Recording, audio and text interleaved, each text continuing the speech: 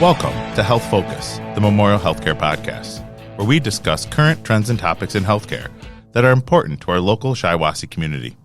We are coming to you from the Now Center and our podcast studio.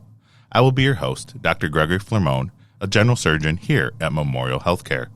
With me today is Danielle Wendling, a registered dietitian. Today we'll be talking about nutrition and multiple topics related to nutrition with Danielle. Danielle, let me be the first one to welcome you to our podcast. This is our inaugural podcast. You should feel very special. Good morning. Go ahead and introduce yourself. Tell us about your credentials and what brings you here today. Thank you. I'm very excited to be here. Yes, my name is Danielle Wendling. I have my undergrad and my graduate degree from Central Michigan University. Like stated, I am a registered dietitian. So again, my focus, my passion is really to talk about health, nutrition, not diets. I know diet is in my title, but I'm not a fan of diets. But just overall healthy habits. Yeah. And so I work here at Memorial Healthcare. I am the executive director of the Now Building. So here in the Wellness Center in the Now Building. Excellent. Well, welcome. We appreciate you being here, and we're going to have a fun time today. So you brought up you don't like diets. Let's start out there right now. There are a ton of fad diets out there. We have keto. We have the intermittent fasting. Give us your take on the individual ones, what you kind of think about them, and then we'll kind of get into what people should be doing. Great question, yeah. So, I meet with clients, I meet with patients. The first question is I'm following this diet or I'm following that diet. This is what I've been doing. And, then my second question is, how's that been working? What, have you seen results? Well, no, that's why I'm here. So what I see typically is people are following any kind of crazy yo-yo diets for 5 to 35 years and never have the basic concept down of carbs and protein. Like, just go back to the basic science of what does your body need? What are you doing? How do you fuel your body?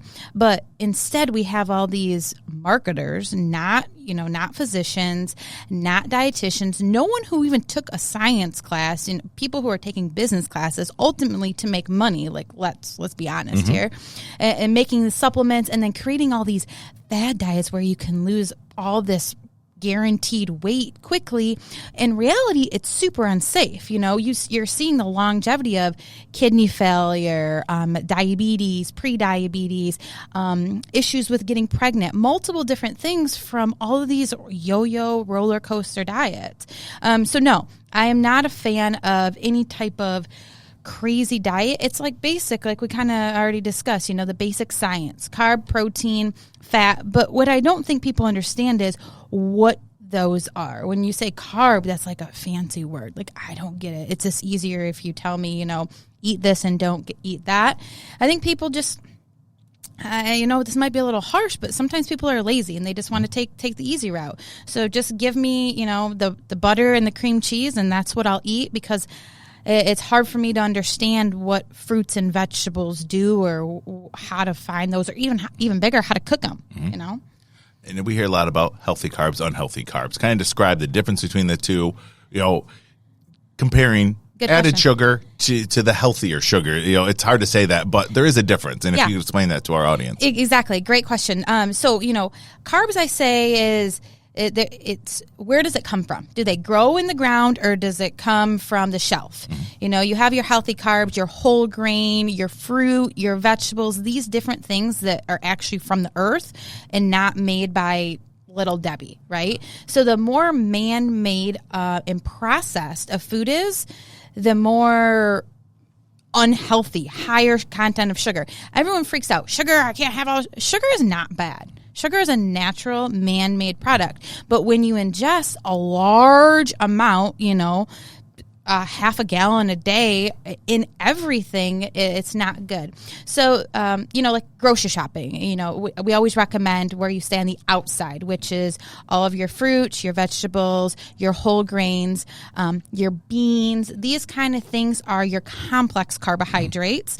So what your body likes and can actually use for fuel, unlike your simple carbohydrates. Well, when you eat them, it automatically throws your blood sugar up, and then there's no use for them. Your body has no use for a Twinkie, a cookie, a cinnamon roll. Your body is phenomenal and can digest it, but after 15, 20 minutes, your body's hungry again. And what am I going to do now?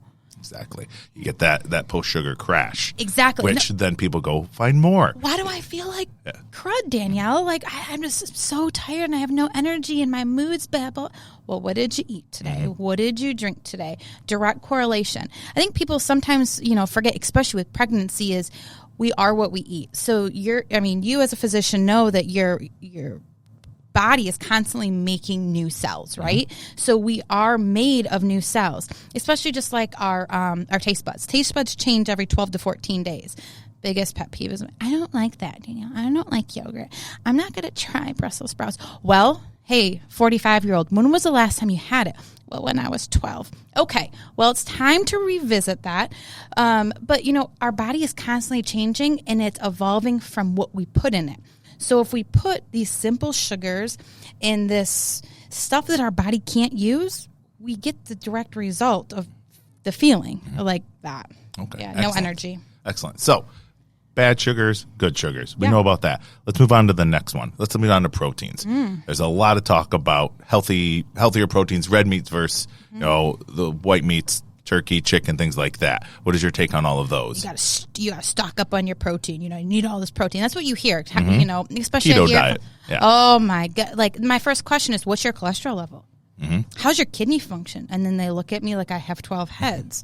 You should know what's going on in your body before you overload it with all these amino acids, which is what protein breaks down to. So protein is good, but actually in today's American Western diet is what we call it, we overload on the protein a lot more than we really need. So your body cannot utilize protein for energy. The only purpose of protein is to rebuild muscles. And hey, newsflash, you don't really need to rebuild muscles if you're sitting in a chair all day or you're sitting on a couch all day. You're not building muscle. So, hey, you don't need 400 grams of the protein. Yes, everyone does need protein to keep you full, but we tend to overdo it. So it's a good question. Where should you be getting your protein from? There's a lot of research, and you'd ask every cardiologist. You ask really most physicians, doesn't matter their background, and all registered dietitians is plant-based nutrition. So it's going to be a lot lower in cholesterol, which is a lot healthier for your heart. I'm not saying that I do not recommend eating any meat, but we just need to be mindful of how much we have. So your plant nutrition is your things like your beans, some different types of milks is a great option as well, being from animals. But we just need to watch and be mindful of how much animal protein we have every day. You don't need the steak every day. You don't need the hamburger every day. Fish is a great option. Your white meats are a good option. But once in a while, try something that isn't super high in the protein. Have some type of vegetarian meal. What are your thoughts on tofu? I know it was the fad food. Great question. My wife's a vegetarian, and yes, so she does. But she's heard a lot of negative about tofu, about some of the long-term health effects. Yeah. So what can you give to us about that? That's a great question. So there has been a ton of research, mainly in the mid-90s, early 2000s, around breast cancer and cancer in general, especially for females and their hormonal changes in regards to tofu. There's not been any strong recommendations to avoid it. The only thing with tofu is that I don't love is, one, it's man-made. So anything that's man-made has a crud ton of sodium. It is more sodium than you can even imagine.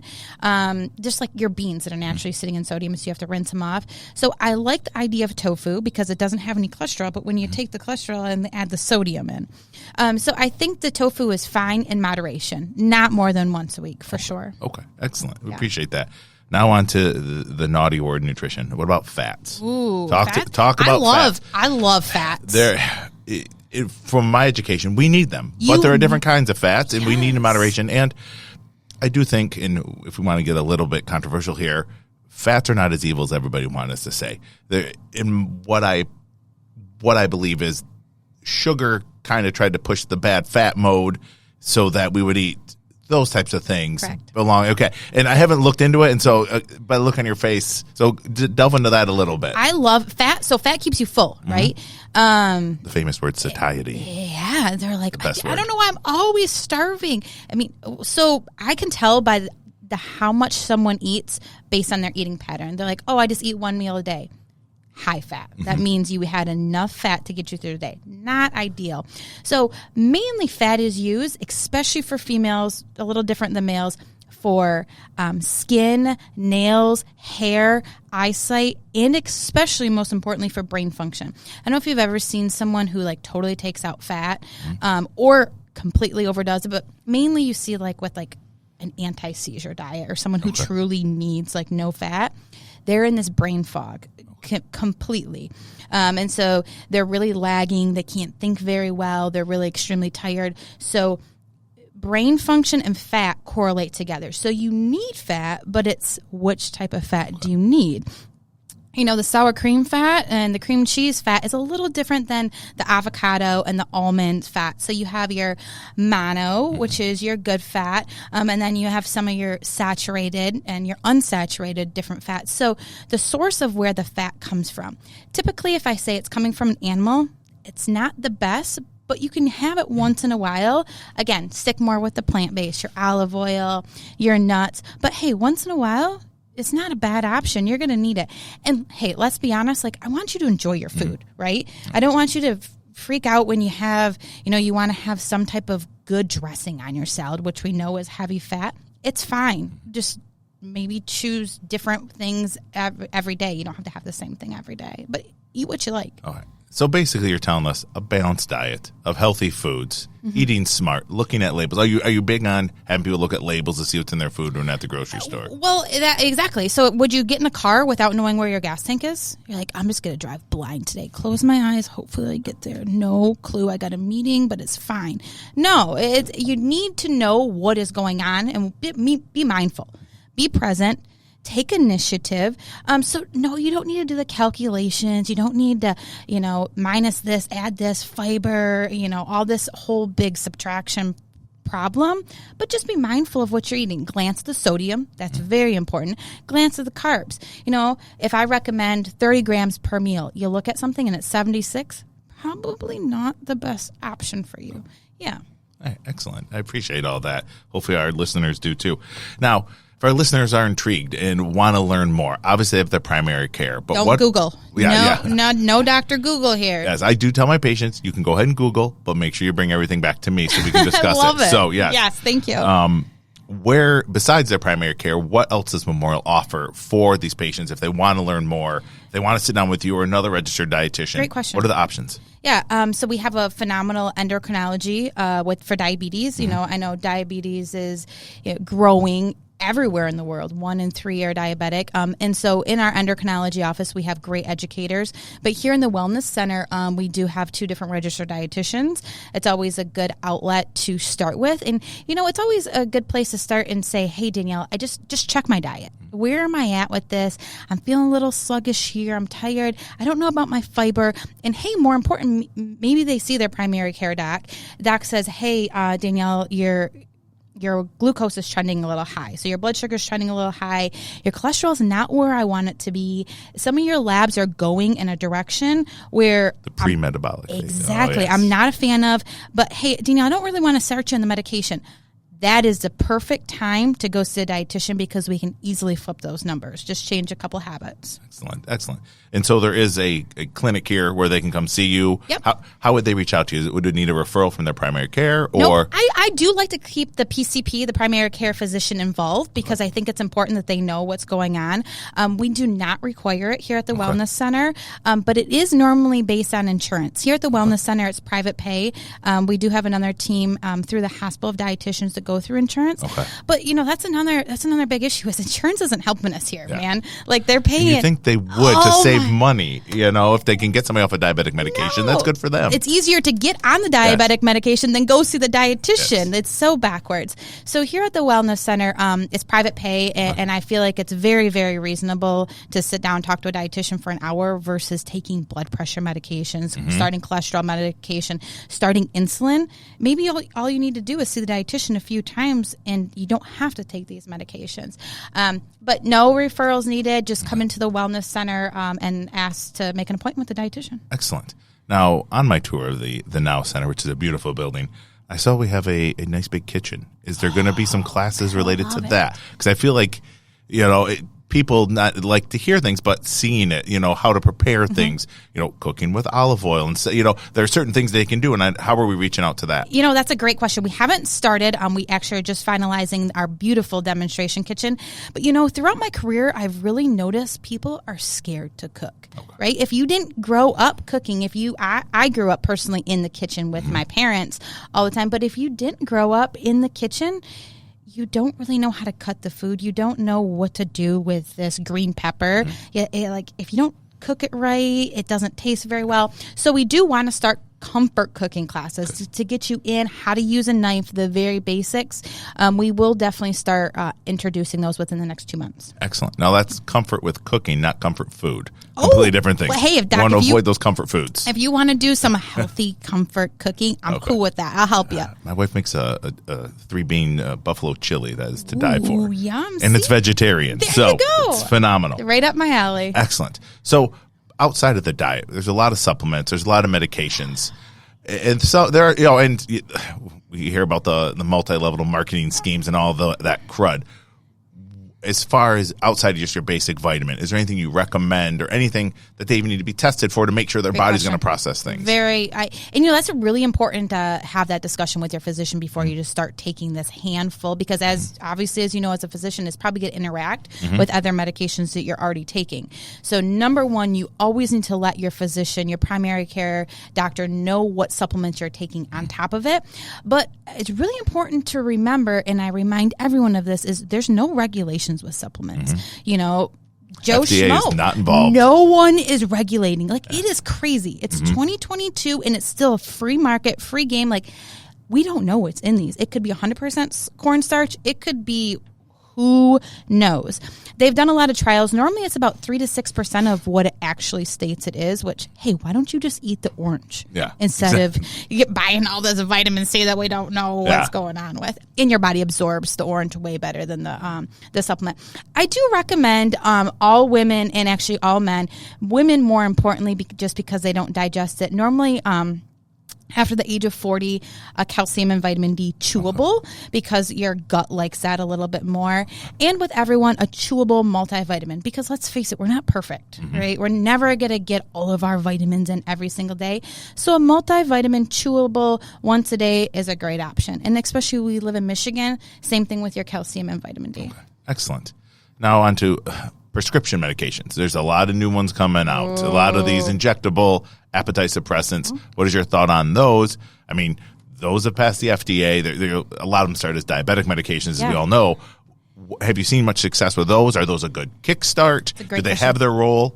Yeah. So it is a good, in my book, as a registered dietitian, again, I'm not a physician, so I didn't take too much medication classes.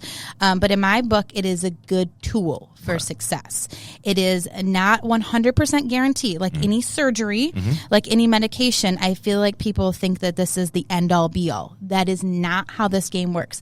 So if you go into it saying this is the hammer in order to help build the house, 100% success. But if you think this is the hammer that I can just sit back and watch the house being built, you will fail. Right. So I think it's a great tool. And actually, a lot of studies and research shows that people see and are more motivated once they are able to lose that first 30 to 40 pounds. Then they can feel like they're going to keep going and are motivated to continue eating healthy.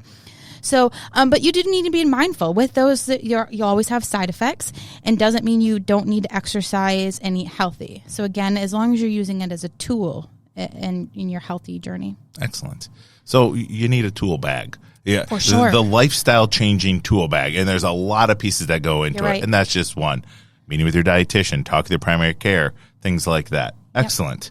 Yep. As we kind of wrap up here, anything else you'd like to bring to our audience's attention that we haven't touched on yet from a nutrition standpoint? I know I always like to remind all my patients, clients, anyone who I work with is this is a process. It is not going to happen overnight. And so don't beat yourself up. Stay motivated. Only focus on one thing at a time. If you're like, I got to lose 50 pounds. I got to go to the gym. I got all these things. It's overwhelming, right? So focus on one thing. So I normally tell people breakfast. How is your breakfast? Let's just start with your breakfast. Focus on, did I have a fruit here? Did I have any water. Start small, and after maybe a month or two, reevaluate. All right, I've really mastered this, so now I can move on. You've had these, unfortunately, poor habits for 30, 40, 50 years. You're not going to change them in a week or two. You have to be slow, gradual, and you have to be okay and satisfied with the small changes. If you lose 10 pounds in a week, there's an issue. That is not setting yourself up for success. So don't expect dramatic results and overnight change, and to be proud of the small steps. Excellent. Eggs go back and forth. They're good, they're bad. Everyone's confused on the eggs, man. They have protein. They have some cholesterol in there. What's the current take on eggs? It's kind of like everything else. If you overdo it, it's bad, right? And so eggs are phenomenal. Eggs in the dietitian world, we say it's like a multivitamin. It's great, but again, how's your cholesterol? If your cholesterol is high, Danielle, not more than 4 a week. What I say is, in general, not more than 3 or 4 a week. Okay. Because, one, they don't have as much fiber. It's not as good as a fruit or vegetable, but the protein source is great, but the cholesterol is high. They have a lot of great vitamins, so just don't overdo it, but enjoy them once in a while. Excellent. Well, we're wrapping up here. Danielle, I'd like to thank you for joining us on our first podcast. We will be having Danielle back to discuss the Now Center in the near future, to give you guys a virtual tour of that building. And also, if more topics come up, we will have you back. I really appreciate it. Thank you so much. I'm glad to be here. So that brings us to the end of our episode. This has been the Health Focus Podcast. And as always, thank you for listening to our Health Focus Podcast sponsored by Memorial Healthcare. If you enjoyed our show, please make sure to rate and review us wherever you listen to your podcasts. And be sure to join us next week when we'll be discussing with Nick Decker and possibly Stanley Fry about different health topics that are important to our community. Until then, this is Dr. Flermoen, the voice of Memorial.